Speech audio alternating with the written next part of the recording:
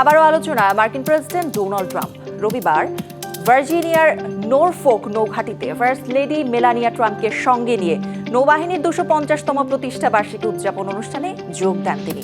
বিশেষ আয়োজন Titans of the sea, a salute to the fleet উপভোগের পাশাপাশি YMCA গানের তালে তালে নাবিকদের সঙ্গে নাচে অংশ নেন ডোনাল্ড ট্রাম্প। বিমানবাহী রণতরী USS জর্জ H.W. বুশের ডেকে দাঁড়িয়ে নৌবাহিনীর বিশাল সামরিক মহড়া উপভোগ করলেন ট্রাম্প দম্পতি। নাবিকদের উদ্দেশ্যে বক্তৃতা শেষে YMCA গানের তালে তালে নাচেও অংশ নেন ডোনাল্ড ট্রাম্প, যা উপস্থিত সামরিক সদস্যদের মধ্যে বিপুল উল্লাস সৃষ্টি করে।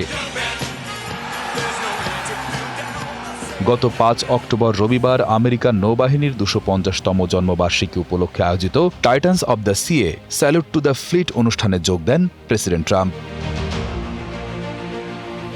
ডোনাল্ড ট্রাম্প এবং ফার্স্ট লেডি মেলানিয়া ট্রাম্প রণতরীতে এসে উপস্থিত নাবিকদের সাথে হাত মেলান এবং শুভেচ্ছা বিনিময় করেন। এই মহড়ায় আমেরিকার নৌবাহিনীর শক্তি প্রদর্শিত হয়। নেভি ডেস্ট্রয়ার বা রণতরীগুলো আটলান্টিক মহাসাগরে ক্ষেপণাস্ত্র নিক্ষেপ করে এবং গোলাবর্ষণ করে। এছাড়া নেভি সিল কমান্ডোরা হেলিকপ্টার থেকে রশি বেয়ে দ্রুত নিচে নামেন এবং ফাইটার জেটগুলো বিমানবাহী রণতরী থেকে উড়ে যায়।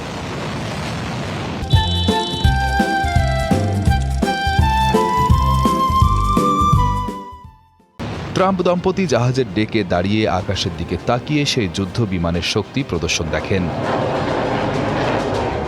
এছাড়া ট্রাম্পের নাম লেখা একটি নেভি ফাইটার জেটও এই প্রদর্শনীতে অংশ নেয়। এমনকি জেটগুলো ট্রাম্প দম্পতির মাথার ওপর দিয়ে উড়ে মহড়া প্রদর্শন করে। প্রেসিডেন্ট ট্রাম্প সেখানে উপস্থিত প্রায় 10,000 নাবিকের উদ্দেশ্যে ভাষণ দেন এবং আশ্বাস দেন শাটডাউন শেষ হলে নাবিকেরা তাদের সমস্ত বকেয়া বেতন অবশ্যই পেয়ে যাবেন। তিনি ডেমোক্র্যাটদের সমালোচনা করেন এবং তাদেরকে শাটডাউনের জন্য দায়ী করেন। এই জমকালো উদযাপনের সময় মার্কিন যুক্তরাষ্ট্র সরকারের শাটডাউন চলছিল। এর ফলে সামরিক বাহিনীর সদস্যরা আপাতত বেতন ছাড়াই কাজ করছেন। এই শাটডাউনের ফলে হাজার হাজার ফেডারেল কর্মচারীকে সাময়িকভাবে ছুটি দেওয়া হয়েছে এবং নিউ ইয়র্ক ও শিকাগোর মতো ডেমোক্র্যাট শাসিত এলাকার বেশ কিছু গুরুত্বপূর্ণ প্রকল্পের কাজ বিলম্বিত হয়েছে। Riyad Hossain, DBC news desk.